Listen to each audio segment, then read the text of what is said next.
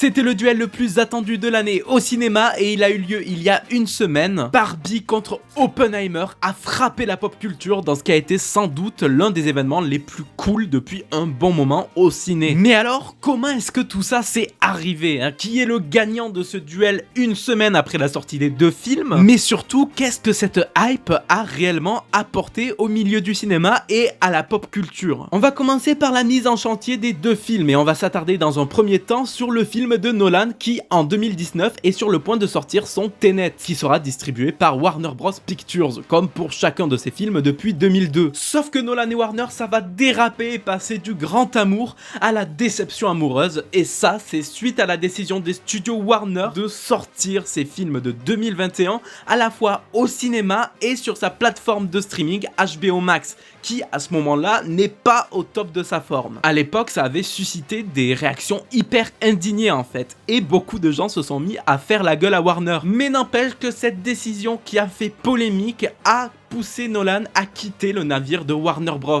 Nolan qui du coup déclarera la chose suivante: certains des plus grands cinéastes et des plus grandes stars de notre industrie se sont couchés la veille en pensant qu'ils travaillaient pour le plus grand studio de cinéma et se sont réveillés en découvrant qu'ils travaillaient pour le pire service de streaming. Ouais, il était vraiment pas content du tout. Et son prochain film ne sera donc pas distribué par Warner pour la première fois depuis 20 ans, mais par Universal Pictures. Il s'agira d'Oppenheimer, une biographie sur J. Robert Oppenheimer, inventeur de la bombe nucléaire, interprété par Cillian Murphy. Un film aux notes graves, à l'ambiance très sombre et surtout au mood très pesant qui doit beaucoup à son rythme qui évolue durant pas moins de 3 heures. C'est long, massif, intense, je ne ferai pas cette vanne, et Nolan le vend comme une expérience nouvelle qui choquera le spectateur. Très bien, alors on a cette partie de l'histoire, c'est cool, mais maintenant on va revenir à Warner quelques années en arrière, en 2018, quand ils recevront un projet de Sony d'une licence dont ils détenaient les droits avant l'expiration d'un contrat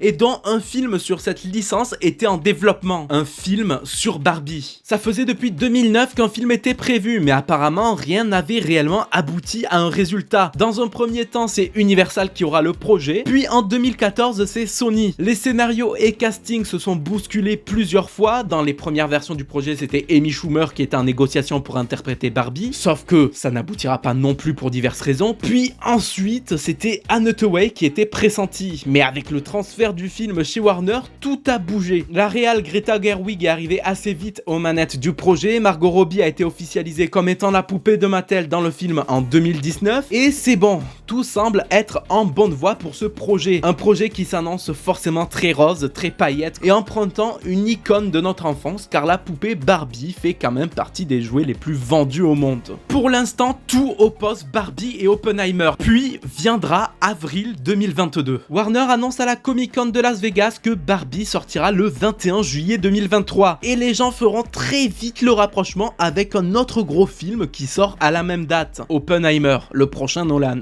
Et dans un premier temps, avant de se dire que c'est rigolo, il y a eu un moment en interne où tout le monde pensait à une guerre. Parce que poser une production d'une licence aussi grosse le même jour que la sortie d'un projet de Nolan qui était l'ancienne star de chez Warner qu'il a lâché après 20 ans de collaboration, ça passe pas inaperçu. Et certains ont théorisé que Warner cherchait tout simplement à se venger du départ de Nolan qu'ils auraient possiblement mal pris en éclipsant son prochain film en calant la sortie de leur plus gros titre de l'année en même temps qu'Oppenheimer. Et ça a d'ailleurs fait chier Nolan, hein, parce que si quand un journaliste d'Insider lui a posé la question sur cette théorie et que celui-ci a répondu qu'il répondrait tout simplement pas à ça parce que c'était seulement une question de marché cinématographique bondé avec beaucoup de films qui sortent en même temps, etc. Des sources internes et anonymes ont rapporté, elles, à Insider que Nolan était beaucoup moins diplomatique en privé parce qu'il était vraiment pas content, quoi. Donc au final, est-ce que c'est la raison qui a poussé Warner à sortir Barbie le même jour qu'Oppenheimer? On ne le saura probablement jamais. Warner n'a pas voulu répondre aux questions d'Insider et puis même, honnêtement, s'il l'avait fait,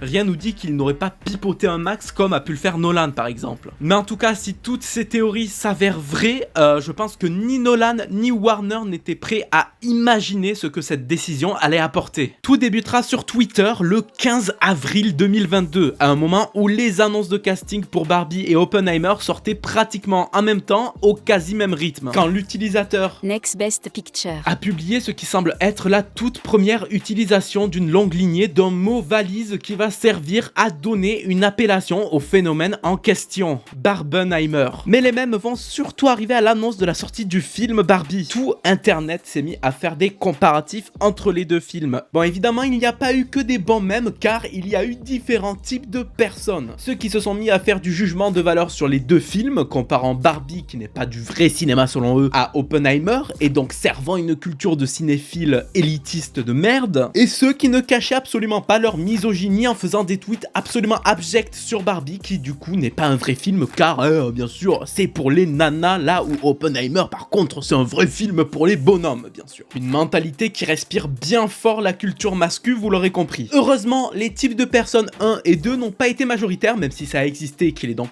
important de revenir dessus, mais c'est bel et bien le troisième type de personne qui l'a été. Ceux qui se sont amusés de la situation dans une bienveillance assez cool parce qu'on est sur deux œuvres diamétralement opposées qui créent un décalage beaucoup trop fun et qui n'est pas sans rappeler la fois où Doom Eternal et Animal Crossing New Horizons sont sortis le même jour, créant le même genre d'ambiance car les deux sont quand même bien différents et créent une situation plutôt cocasse lorsqu'on les relie. Et pour Barbie et Oppenheimer, il y a eu des créations partout, des fanarts, des edits, des photos, des vidéos, même des t-shirts. Ouais, pour la passion bien sûr, hein.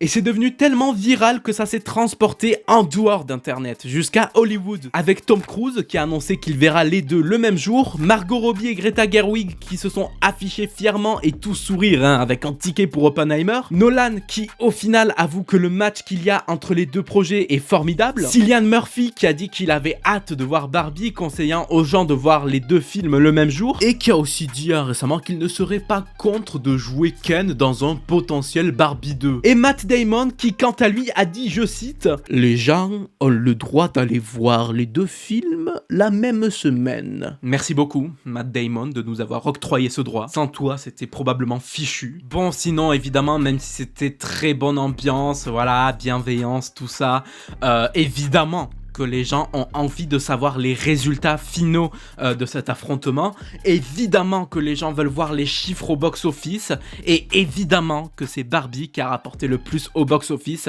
avec 549 millions de dollars contre 220 millions de dollars pour Oppenheimer, mais au final, est-ce qu'on s'en balancerait pas un peu les roupettes de tout ça et qu'on profiterait pas juste de ce qui est en train de se passer actuellement? C'est pas tous les jours qu'il y a deux films aussi attendus et bons qui sortent la même semaine, et je trouve ça merveilleux parce que cette hype Barbenheimer a apporté en majorité des bonnes choses, que ce soit aux différentes personnes ayant taffé sur les projets qu'au cinéma en général. C'est devenu un coup de marketing exceptionnel, et pour les deux films, grâce à Barbenheimer, les gens qui de base ne devaient aller voir qu'un des deux films ont été encouragés à voir les deux et donc à soutenir encore plus les salles de cinéma. Nous, ça nous a permis de passer un bon moment, et évidemment, il faut le rappeler, j'ai tout à l'heure mentionné les dérives de la communauté hyper toxique parce qu'il faut en parler, même si ça reste une minorité et pas ce qui a pris le dessus dans la hype. Si je m'y suis attardé, c'est parce que ce genre de comportements sont beaucoup trop banalisés et graves, et c'est important de rappeler que tout n'est pas toujours blanc dans ce genre d'événement. Ce qui a eu de l'impact et qui a fait du bruit, c'est heureusement tous les gens qui se sont amusés de la situation avec bienveillance, et dans le gros du truc, la plupart des gens semblent être d'accord pour dire qu'on se sera quand même bien fendu la poire et que ça a été un bon moment pour la pop culture. Merci à vous d'avoir suivi cette vidéo, j'espère qu'elle vous aura plu, c'est plus détente, hein, voilà, c'est les petites vidéos, ça régale. N'hésitez pas à dire dans les commentaires de cette vidéo ce que vous en avez pensé, si vous êtes team Oppenheimer, si vous êtes team Barbie. N'hésitez surtout pas à mettre un pouce bleu, c'est très important de mettre un pouce bleu, donc allez-y, c'est un ordre. Et abonnez-vous si c'est pas déjà fait, moi j'ai plus qu'à vous dire à bientôt sur Chromique pour de nouvelles chroniques.